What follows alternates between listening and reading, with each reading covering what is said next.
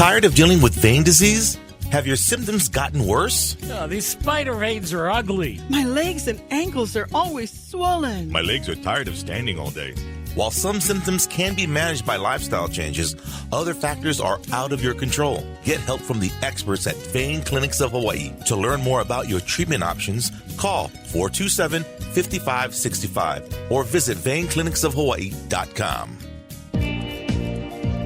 Aloha Hawaii! It's time for the Vein Clinics of Hawaii radio show. Their team's approach to diagnosing problems and developing solutions and treatment plans are beyond compare. So let's get started with your host of the show, Mike Buck, and medical director, Dr. Randall Juliff of the Vein Clinics of Hawaii. Well, hello there. You know, sometimes I begin with the show talking about, well, today we're going to talk about some fun stuff and some not so fun stuff. Well, I'm going to cut right to the chase today with Doc and I, because we're going to cut right to the chase, and it's called sudden death and vein disease.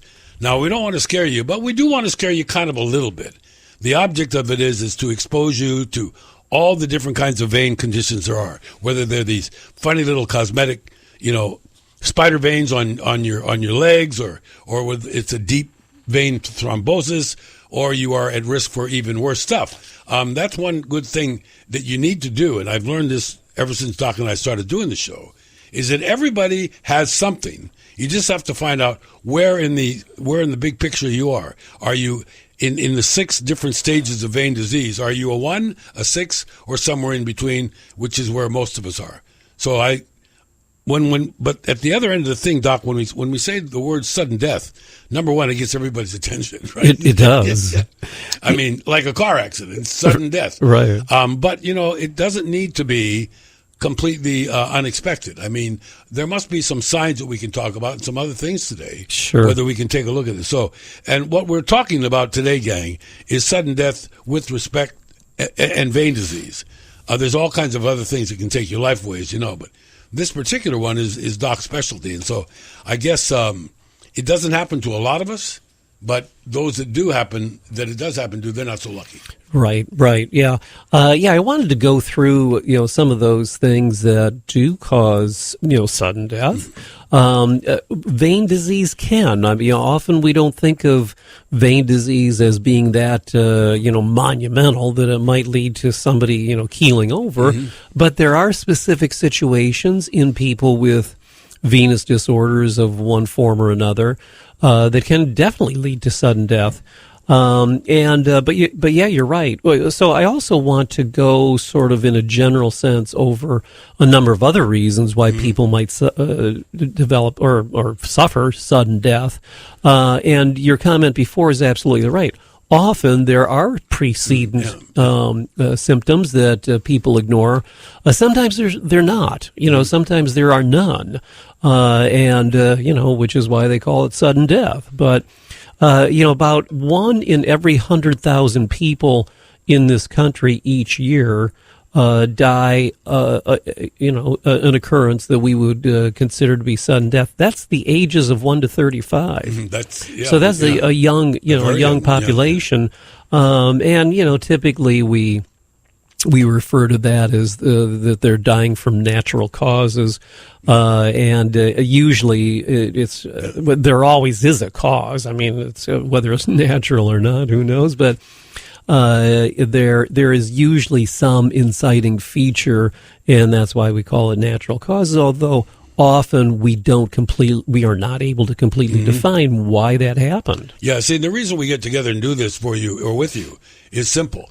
First of all, if you've been listening to the program, or if you are already a vein patient somewhere, we've learned over the course of the program that vein disease accumulates over a long period of time. So you don't think something that's accumulative over a long period of time as being a sudden death, because that wouldn't be sudden. That would be at the end of a long time. Yeah. But it is sort of interesting that as we age, those of us with venous problems, you do get to a point where you can see it's accelerating, but it's very, very slow. So it must come as a surprise to some people, or a lot of people. Yeah, because in a lot of people they either no symptoms. They have a few symptoms, or or they have symptoms that they don't necessarily relate to venous and cardiovascular disease, or they don't, they just don't know. They haven't been educated or turned on to the idea that they have a problem that we can do something about in particular. But most of the causes for sudden death are cardiovascular in one form or another, either due to the heart or the circulation, whether it be arterial or venous. But most cases of sudden death occur due to some cardiac abnormality, something having to do with the heart.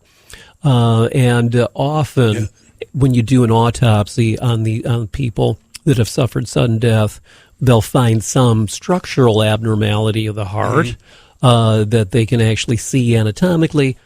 Often it's a structural abnormality that leads to a rhythm problem with the heart, but sometimes even then, 15% of the time, an autopsy is done, and there's no clue as to really why that patient suffered sudden death. Interestingly enough, gang, Dr. Julev, a vascular surgeon, originally was a heart surgeon, and so it's a lot of people, I think, and I'm one of them, that don't realize the correlation between the veins, arteries, and the heart. Sure. You kind of think, well, the veins are down there in my leg, the heart's way up here. Right. So they're kind of connected, but not really. Yeah. But in actual fact, it's all about the heart spewing this fluid out called blood. It's all over your body. Right. And then the veins bring it back for it to happen some more. Yeah, I mean, it's definitely all connected. Yeah. And in one side can affect the other, very dramatically, especially when you're, kind of throwing in heart function there too. But with respect to the undiagnosed kind of patient, periodically you hear of these young athletes. Right. Who are, totally physically fit, and for whatever reason they suddenly pass out and they end up dying. Sometimes we don't have the answer. That was just in the paper the other day. Young guy, 17 years old, football player, selecting from any number of colleges. Everybody interested in this kid, a real phenom. No drugs, no alcohol, no nothing. Drops dead on the practice field. Right. And so he was a real puzzlement until the doctor found out, well, I guess an autopsy revealed that he'd had this heart murmur his whole life. And it just got to him that day. Yeah, some kind of congenital defect of the heart, either the structure of the heart or the electrical conduction system of the heart. And, boom, it caught up with them, sure. The interesting thing is, because you call it the circulatory system, it indicates that there's some energy needed to propel this stuff all over your body. And you don't think about it. And then you mentioned off the air when we're getting ready to do the program today that, this is a pump that's going on in there, and it has its own thing. They're all a little bit different, but basically, where does the power for the pump come from? You don't have a battery, do you? No, you don't do that.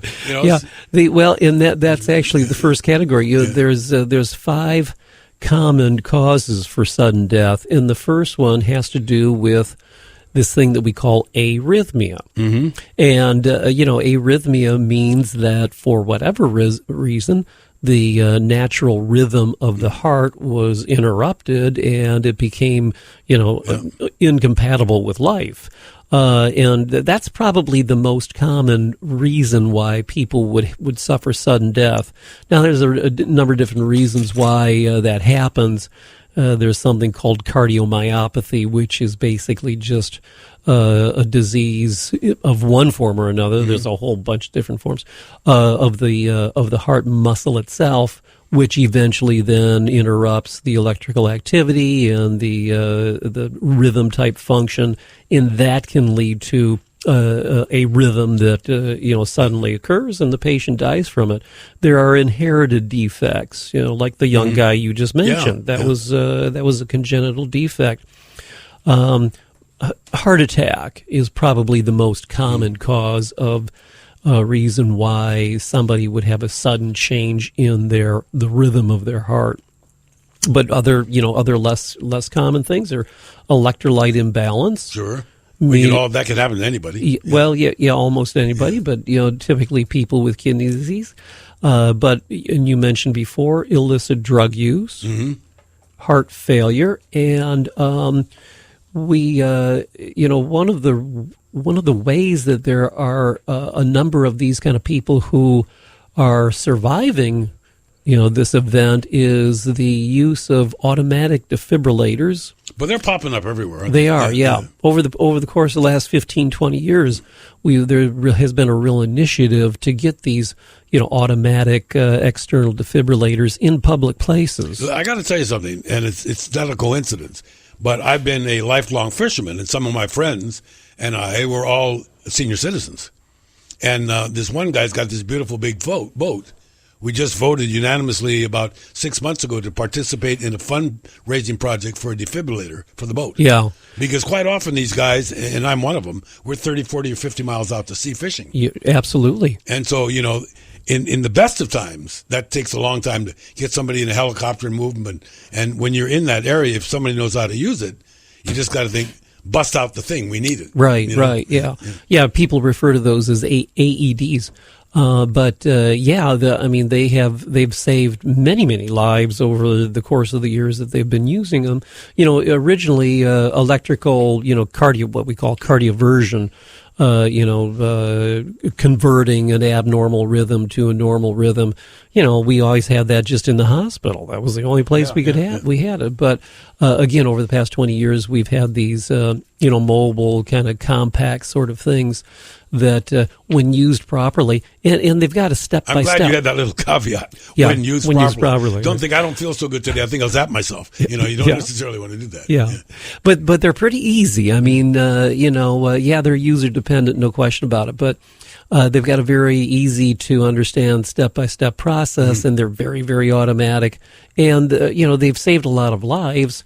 The use of these AEDs over the course of whatever period of time we've had them, it increases survival by 4 times. That's amazing. So that's a lot of lives. Well, let me ask you this, because I think everybody's seen the TV shows where they get the guy in and they clear and boom, and this guy flies off the bed about 3 feet. Yeah, I understand that there was. In the initial stage of this, maybe they might have been using a little bit more power than they really needed. Right. And on consequence, the guy flies up off the bed. Yeah. But that does happen. Then it's just this big contraction. It is. You've got some muscular contraction. It's just, structure, body muscle contraction that occurs when that electrical jolt hits you. And I think way back they were using a lot more energy. Now in the hospital, when we kind of start out at the lowest energy we can, and then we kind of increase it.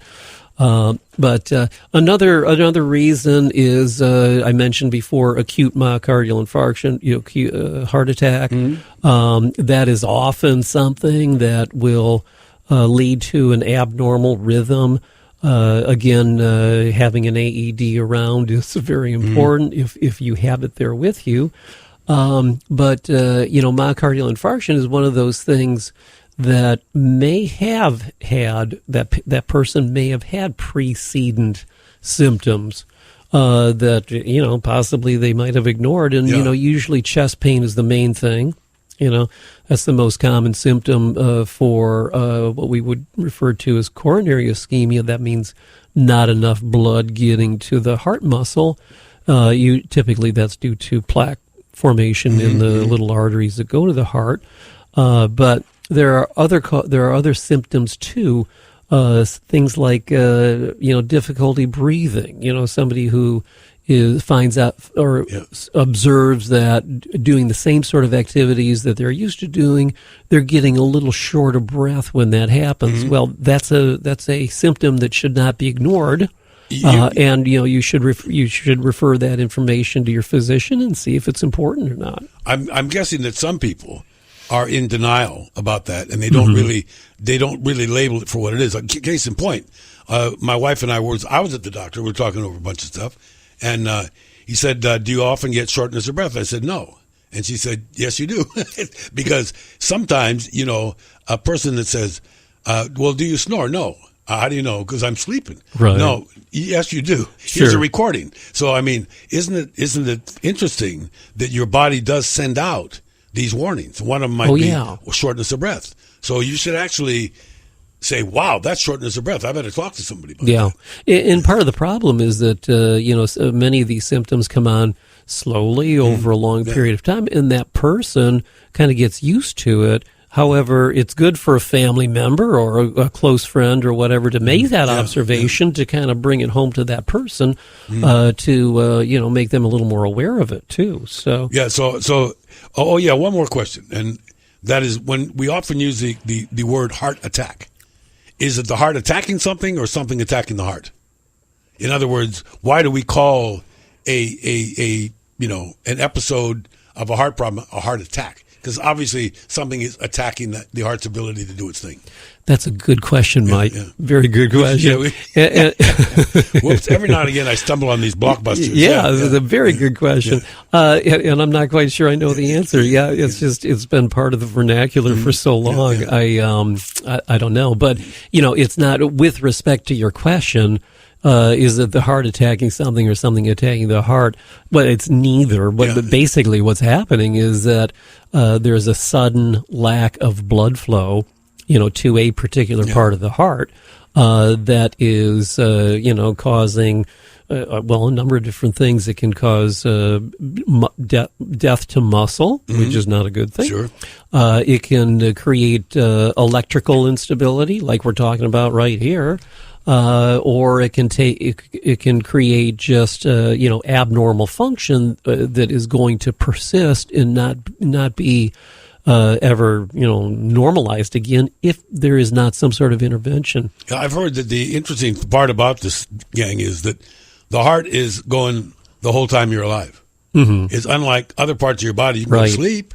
You don't use your legs. No problem. The heart's going whether it's no vacations. Right. Yeah. No time off. Yes. No time off. So if you have an event, i.e. a heart attack, something's going to suffer. Some part of your body's not getting what it needs for a undeterminable amount of time in some cases, I would imagine. Right. Yeah. Right. And in particular, heart muscle. The immediate event is a lack of blood flow to heart muscle, which is not good. So, the other thing, a couple of those symptoms, something we call diaphoresis, which is, somebody gets real sweaty, abnormally sweaty with, a limited period, again, sort of a limited period of activity or, activity that would not have previously caused that kind of symptom to occur.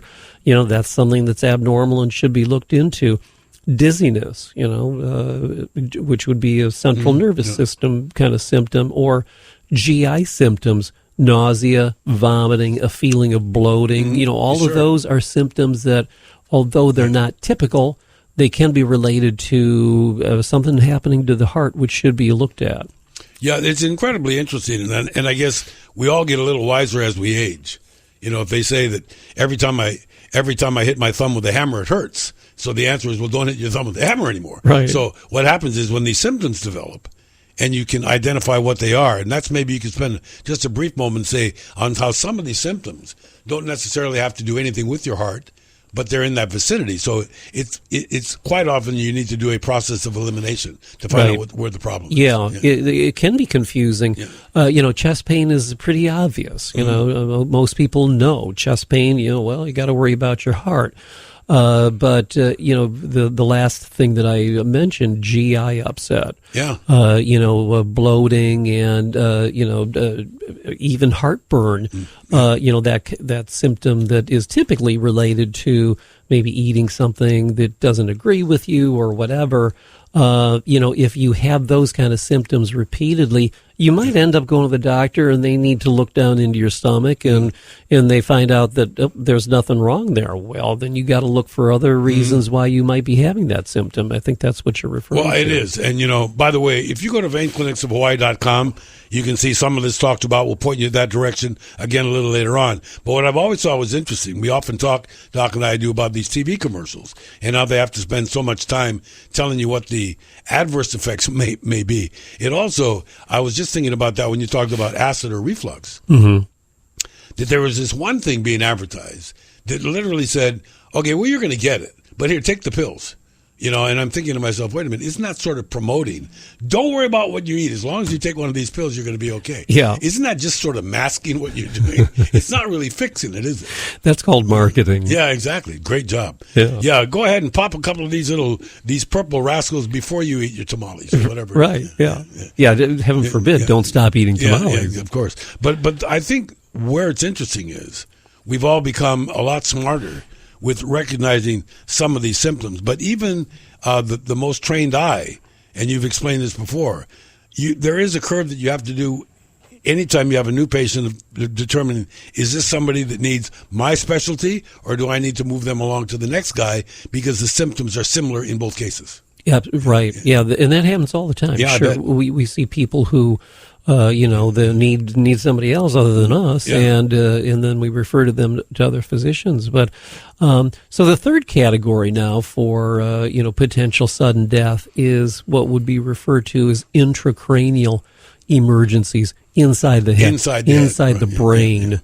And we separate those two things into what we call hemorrhagic and non-hemorrhagic. Now, what that means is either there's something where a bleeding episode has occurred, somebody has in the brain, sudden bleeding into the brain, or like a heart attack, there might be a sudden lack of blood flow getting to a particular portion. I was going to say, can it be just to a specific part of the brain? Yes. Yeah. And usually it is. Okay. Usually it is. And the non-hemorrhagic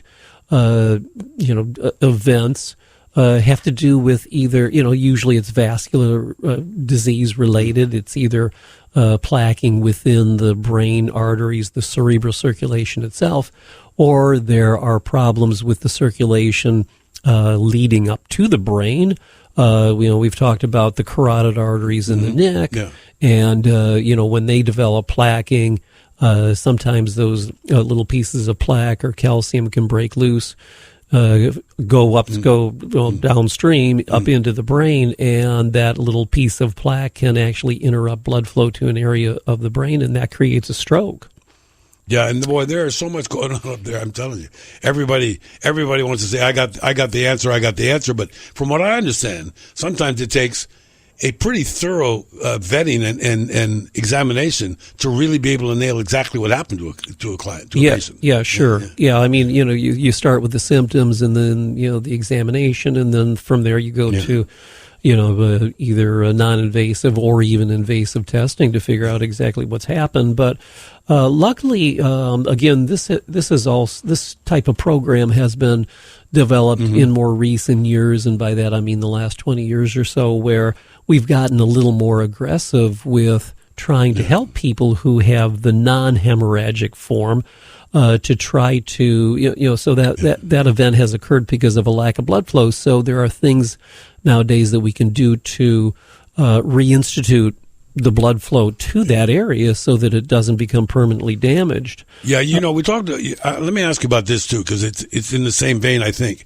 Excuse the expression, I don't mean vein. It's the same category, and that is a lot of people that say, "Well, I don't know how you're so lucky. I get these horrible headaches a couple times a week. I'm just debilitated. I got to go home. I don't know if they're migraine. I don't know this. Sometimes I have plenty. Sometimes I don't." And then you get guys like me who, for some stroke of luck, I don't even know why, I can't remember when the last time I had a headache was. I get other aches. Yeah. But so let's talk about that because that's up there. And for most people, the headache is in the brain. I mean, it can happen in a lot of other places in the skull, right? But basically, there's something going on in the brain. What causes a headache? Is it lack of blood? Well, it's often a vascular-related kind of thing. That's what I'm thinking. Yeah. When we think about hemorrhagic strokes, which is the other type of event that happens, often people will complain of the worst headache they've ever had as a symptom. Reading that. Yeah.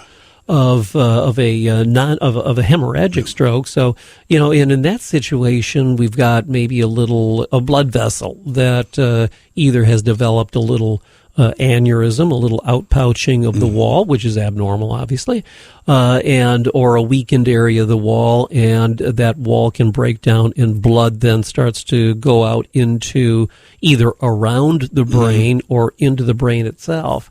And as you might imagine, when that happens, suddenly people are going to develop a headache. So that's one of the kind of premier signs or symptoms of a hemorrhagic stroke is a very, very bad headache, which needs to be looked at. Yeah, it's interesting because I heard the other day of a guy that was a headache specialist. And now we have a lot of docs that are moving into the pain management area, or in other even more definable, little parts of the pie. And so obviously, if you have a headache and you found that there's this one pill I take, if I get this headache, the headache goes away. It may not be a good idea to always do that. Instead of saying, okay, I'm going to do that right now because it's Saturday afternoon, I'm at home, but I got to go see the doctor because I don't want to have to take these things all the time. Yeah. Or it might be a sign of something, more monumental going on. Yeah, exactly. Sure. But, headaches in general, I think they're, they can be related to, stress and, muscular things, with respect to your neck and skull. But there are plenty of, vascular sort of related, or neurovascular kind of reasons why people might have repetitive headaches. I think what we're talking about here is just a real severe headache. Well, one guy found out, he thought he was having migraines and he had a bad pillow. Yeah. Somebody said, your neck is always stiff. What kind of pillow do you use? Yeah. I don't know. This thing's like a brick. Yeah. Yeah. Probably wasn't a my pillow. But what I'm getting at is it seems to me that some of the stuff we're talking about today, because once again, the title of today's program is Sudden Death and Vein Disease. That what we're really looking forward to is to see that if some of you are going to need to get looked at because you might be manifesting several of these symptoms, which is a pretty good idea. One thing I was reading through your materials, Doc, and it got me scared, is because one part of it said that a large percentage of sudden death cases, 25%, that's the symptom. It's all of a sudden, boom, somebody's gone. Yeah, the first symptom. Yeah. of whatever it is there that's causing sudden death is is the event. So it's unfortunately there are a good number of people who don't have preceding symptoms, and it's just unfortunate. Well, that's why when you said earlier, a lot of these people are young people. It's even more puzzling, isn't it? Right. That they didn't enjoy the blessing of time to have a lot of things go wrong over a long period of time. Yeah. Okay, so but there obviously must be more than just a little glimmer of hope or a ray of sunshine coming in, this sort of light in the tunnel. Is what are some of the things maybe that you, as a vascular guy, you look at these things and say, some of what you're having here is because you've got bad circulation, you've got ulcers, you've got problems in your legs, in your veins. Which is actually the next category that we're going to look at, which is related to vein disease, and that category is pulmonary embolism. And we've talked about that before on the show, but pulmonary embolism can be cause sudden death, and that's something that's pretty common in this country. 60 to 100,000 Americans die every year from DVT or PE, pulmonary embolism. And that number is probably a little understated because we don't probably know or recognize a lot of people who are, again, dying suddenly because of that. But 25% of people who have a PE and die from it, that is their first symptom. Interestingly enough, I'm seeing some of these TV commercials that I mentioned time to time that now deal with both things, DVT and PE. So they're just trying to say, look, hubby might have that and wifey might have that, but they're both at risk. Well, they're so DVT, blood clot, typically in the leg or pelvis.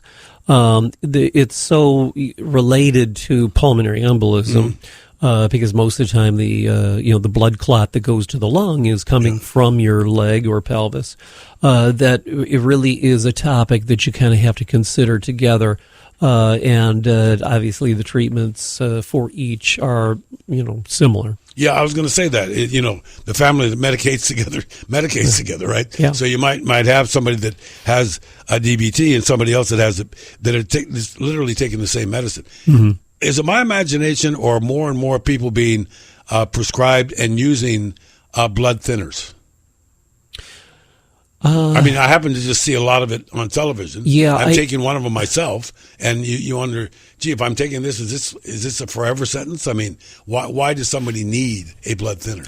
I don't know that there has been that much of an increase in the number of people who are actually being treated with blood thinners. Although, as we go along, as time goes on, we are recognizing, more reasons why people might need to be on blood thinners, and most of those are what we call hypercoagulable, inherited defects that make people, their blood clot easier than it should, sure. or is normal. And by the way, we're talking about that. Here's one thing that if you've learned over the program, and Vein Clinics of Hawaii, as you know, on 4 islands are bringing you this information, 4 different ways for you to get treated every time you get into one of these situations. I think what's incredibly interesting about this is that, you have something going on in there, and once you sort of get it, you get it. And I'm guessing that you're right, that maybe it's a combination that we are living longer, and that sooner or later some of these things that may have never shown up are showing up sort of in your 70s or 80s. And well, that's part of it too, I'm sure. Yeah. But the other part of it is that, and I think this is why you see more marketing endeavors concerning anticoagulation or blood thinners, is that for many, many years we had one medication. It was called Coumadin or warfarin. And a lot of people have heard about that drug. It was a good drug. It was good because it did its job very well, but you had to monitor it very, very closely. People on Coumadin had to have their blood, checked every month or so to make sure that it wasn't, too effective or too little effect. However, in recent years, there have been a new class of anticoagulants, a new class of blood thinners that have come out where you don't have to worry about monitoring it as closely as we did Coumadin. Sure. And we see a lot of those kind of commercials on TV anymore. Again, so I think it's primarily marketing, although, yes, people are living longer and needing it in some instances. And we're just, learning more situations where it would be effective and beneficial for the patient. Although there have been some things, and I've looked at and I've heard this, and I've even talked to people that it's happened to, is that they're told before surgeries, if they're going to have a hip replacement or whatever, that you're going to have to go off your blood thinners for a while, because once you start making a big hole in somebody, if it's easy for the blood to get out, it's going to go away, isn't it? Oh, yeah. But what I think is interesting is, does that also make that you should be careful if you are on blood thinners, especially dramatic ones, that you don't put yourself in harm's way? You don't want to get cut. You don't want to get hurt. Yeah, there are some activities that if you're on a blood thinner, probably you should avoid. You know, one thing I needed to ask you, and I made a note about this, and even though this program doesn't exactly focus on it, I do know that, when you take a look at some things and you think, all right, I'm at risk for this, but, everybody seems to be now talking more and more and more about falling down. And I guess when you see a little kid fall down, if they cry, it's only because they can see somebody. The little kid falls down, they just bounce up and go about their business. Yeah. When you're 70 and you fall down, you don't bounce up. There's something, as a matter of fact, everybody's seen that funny commercial. I've fallen and I can't get up, but that happens a lot, doesn't it? It does. Yeah. And I'm talking about people with venous conditions that, just have a symptom, and all of a sudden they stand up and they didn't realize that their body weight's not going to get supported by that leg. Right down they go. Mm-hmm. Yeah, that would be one instance. Yeah. But youth is a wonderful thing. Yeah, so again, we can't bottle it. Yeah. So, with respect to DVT, PE, what are the things that we worry about with respect to putting somebody at risk for developing a DVT, a blood clot in their leg, that then might evolve into a pulmonary embolism? There's 3 risk situations. The first is stasis. Now that we mean, lack of activity, and immobilization. So, either a patient or a person is in the hospital, or they're laid up sick, or you hear that a lot, don't you? Or as we often talk about, people that are on long plane rides. You sit down, you're not getting up and around, and your muscles are not, contracting and being active, and that blood becomes static. That's what we mean by stasis. Yeah. And that makes that blood then more susceptible to clotting. Another reason is what we call hypercoagulable. Patients who clot, easier than they should. Some of it's genetic. Some of it is medication related. So, you have to consider, some of, hypercoagulable states occur in other situations like pregnancy. And when people are sick with cancer, they're automatically hypercoagulable. So, and then the third one is some sort of vascular injury. Those are the three things that really will, cause a clot to occur and possibly propagate and possibly turn into a pulmonary embolism. Yeah, and that, by the way, is where we're going to go next. And I tell you why.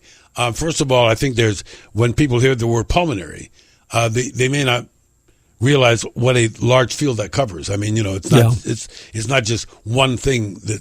When we talk about pulmonary and embolism, what is that?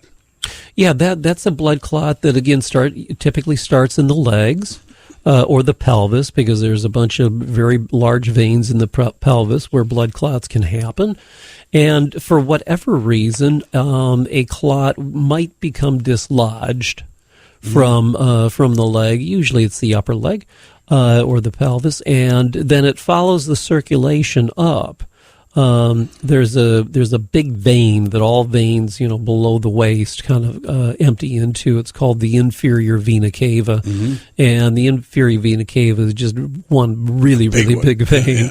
And that carries, most of the blood coming from your body back to the heart. That's the main blood vessel. By the way, when you say big, I want people to get a perspective of this. Some of these veins that we're talking about, that Doc puts a wire into. The wire is really small, and the vein that it goes into is really small. This one you're talking about gets bigger than your thumb. It's like a hose. Yeah, it's a couple inches probably. Yeah, it's a maybe big even more, like 3 inches. But it's a big vein, and it carries a lot of blood. Yeah, it's like the Mississippi River. So a clot can break off and follow the circulation upward through the vena cava into and through the heart. So it doesn't stop in the heart. It gets pushed all the way through, and then from the heart it goes into the lungs, and that's where it creates its problem. So, with respect to sudden death, we're talking about a pretty big blood clot. I should say that's going to occlude essentially the blood flow to a very large part of the lung, or even both lungs. I'm assuming when you talk about something that big, it's not easy to grab. No. It's got a mind of its own. It's not going to stop. Once it's on its way, it's not going to stop. That being said, however, there are many situations where people have pulmonary embolus, and they survive. They do fine. Sure. We treat them. The majority of people do not die from pulmonary embolism. But pulmonary embolism is one of those things that can cause sudden death. And the point here is that if you have other signs of vein disease, like varicose veins, swelling, skin darkening, and that kind of thing, then you are at a little higher risk to develop a DVT, which then could propagate and develop into a pulmonary embolism and potentially be fatal. Yeah, and by the way, when you start calling it a pulmonary embolism, you're talking about a pretty bad character that is just looking to cause mayhem somewhere. What are the things that can either prevent it on its route or deal with it if it gets there? What are the things? Yeah, what are some of the things? Obviously some of the surgery procedures that you do, when you can see them, when you can find out, would be the choice. Get rid of that thing, get it out of there, kill it, move it. Yeah, most of the time, when somebody suffers a pulmonary embolism, most of the time we treat them with blood thinners. Sure. Yeah. And luckily, your body, over a period of time, is going to break that clot down. The blood thinners don't dissolve the clot. The blood thinners just make sure that the clot doesn't get bigger. You know, Gotcha. I get you. And it stabilizes whatever clot might be left in the leg.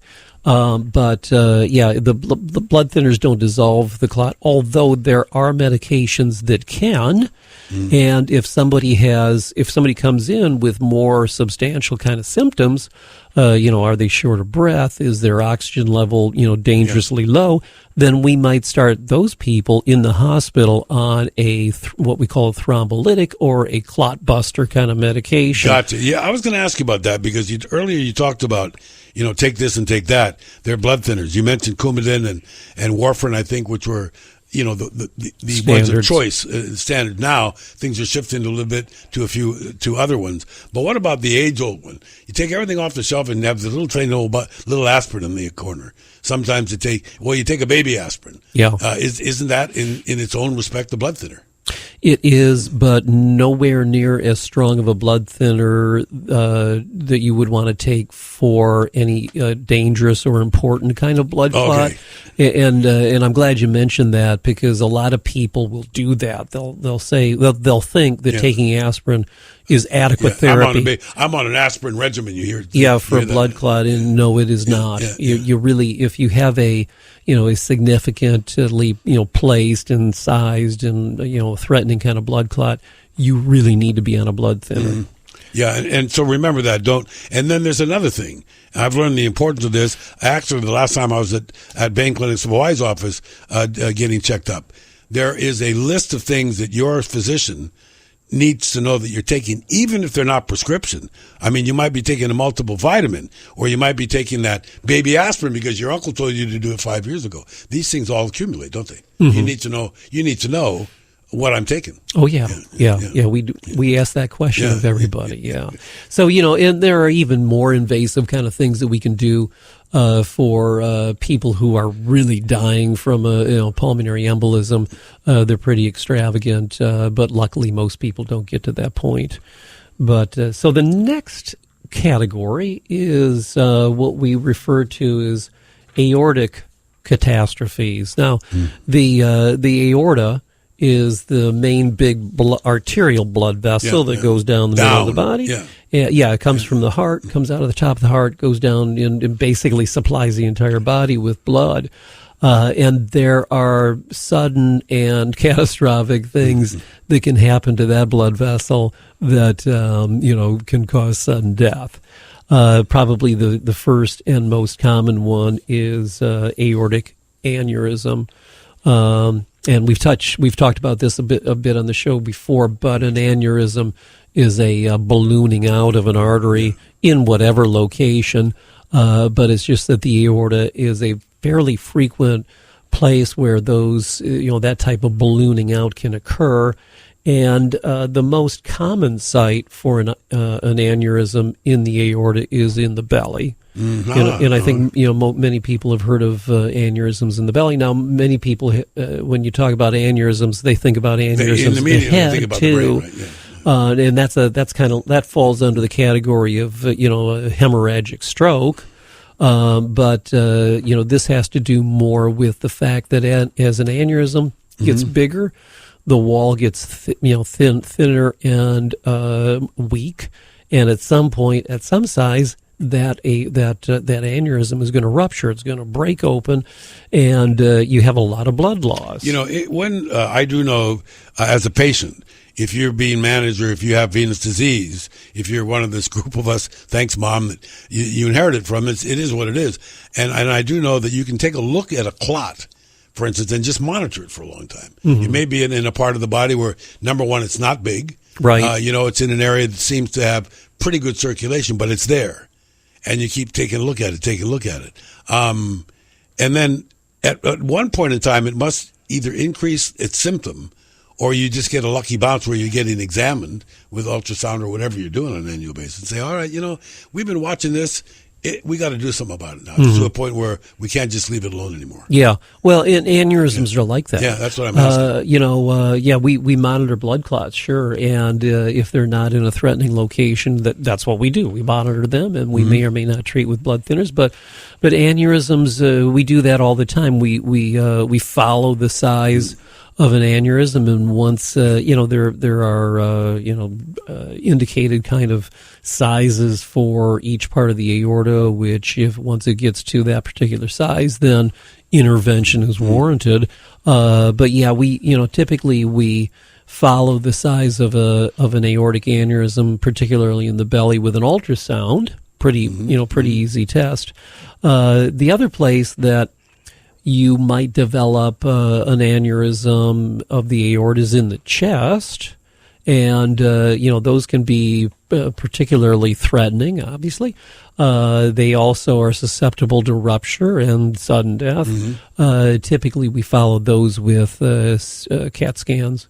Okay. And once they get to a particular size, then, again, some sort of intervention is warranted. I guess the good thing about aortic aneurysms now, over the course of the past 10 or 12 years, we've done percutaneous kind of interventions rather than doing huge operations. We've been able to, do it percutaneously and put in something that we call stent grafts. Yeah, and that's one of the reasons why we do the program. Because many of you listening, because as you've learned over the decades here that we've been talking about this, is that what it is, it's generally genetic, and you're going to get this probably part of your family.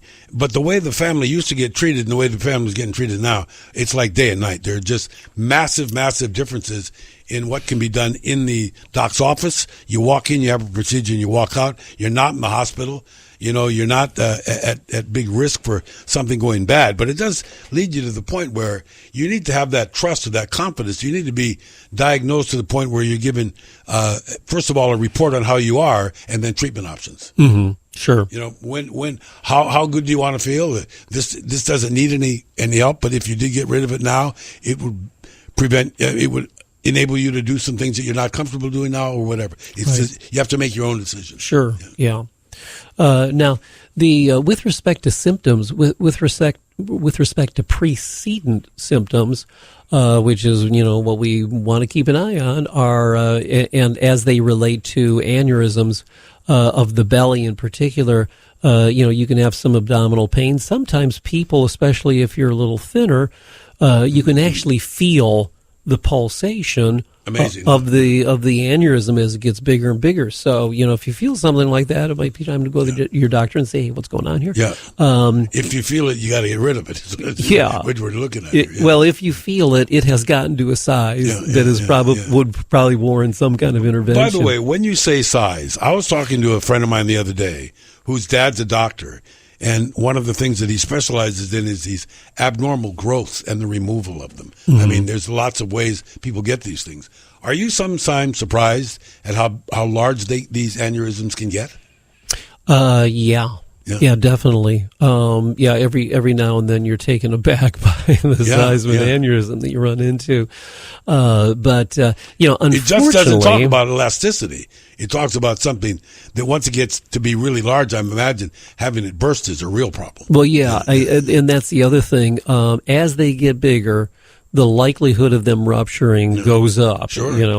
I would guess exponentially, yeah. And so once they get, the old number was 6 centimeters, and once it gets to be 6 centimeters, it's way too big. Mm-hmm. So they can't. It's not like other, like cancerous or mass type growths that people might have, where it might get huge. An aneurysm is going to get only so big, and then something bad's going to happen. So the other thing that can happen to the aorta is something called aortic dissection, and this is something that often gets confused with aortic aneurysms. But an aortic dissection has to do with the sudden separation of the layers of the aorta. The typical artery has 3 different, types of tissue layers, and due to a number of different things, sometimes those layers of the aorta can actually separate. So it's kind of like a pipe. So now you're putting space in between them? Yeah, right. Yeah. Well, in blood will start to go into, the layers will separate, and blood will start to move into that layer, separating it more, making it weaker, possibly, cutting off the flow to branches off the aorta. And this can often be a catastrophic event. People refer to the chest pain, and often they have a sudden episode of chest pain, and it's often referred to as a tearing kind of pain or a ripping kind of pain. And you can kind of almost envision, having this ripping kind of pain. Funny you say that, because I was starting to think that when you were talking about it. Wait, what does that feel like? Must feel great. Yeah, it doesn't feel good. No. Unfortunately, when you start to feel that symptom, it's too late to do anything that's going to avoid the event. But at least you know what's happening. Any sort of chest pain in any way that it might be described as something that usually needs evaluation. But and also this is something else that as the first symptom of an aortic dissection is often the only one and can be fatal. But so I wanted to get to quickly, another incident or another instance of venous disease leading to sudden death, and this all came to mind here recently. I was reading an article in one of the journals about an 88-year-old guy who was living alone. He was found in a pool of blood by neighbors, and he was dead, and I think there was a big, kind of investigation, police investigation. Because of the blood. And, and they figured it was a homicide of one form or another, but they investigated the whole scene. He was found laying on his back in bed. His legs were over the edge of the bed, and, a huge pool of blood. And they actually did blood stain pattern investigation and all this sort of stuff. It was a very forensic sort of event, but in the final analysis, they found out that he had actually ruptured a small spider vein. Yeah, wow. And again, we've talked about that kind of thing before. But tiny little vein way down on his ankle. And sometimes those tiny little spider veins can actually, erode the surface of the skin to the point where bleeding occurs. And now that death is not the usual result. I mean, 99% of the time, the bleeding is easily controlled and people get evaluated for that problem, but that can be one of the complications of long-term vein disease. Yeah, and you mentioned that before. That was just, normally you wouldn't expect that sort of activity out of a spider vein, but it just goes to show you that things are all connected. And even spider veins probably ought to be looked at every now and again to say, these things have gotten worse over the years, so are they starting to be a problem? Yeah. And the spider veins that bleed are of a particular appearance and location and quality. So, it's pretty easy for us to identify those, small superficial spider veins that are at risk for bleeding,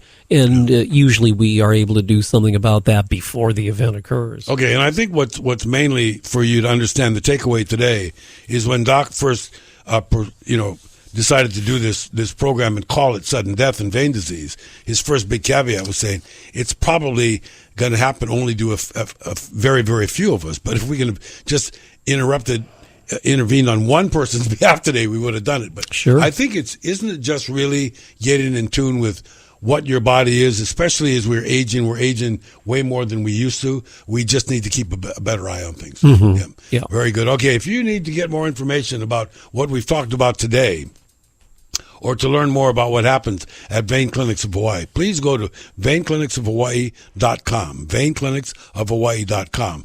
And remember, that these programs are brought to you, and you should get in the pebble in the pond. Let other people know that you heard the show, or come back and visit us again. And also, some of these things down the road are going to be linked on the website, veinclinicsofhawaii.com. So please take care of yourself and enjoy the rest of your weekend, and we'll see you next time. Right here, and like I said, let everybody know what we've been doing, and we'll be back next week.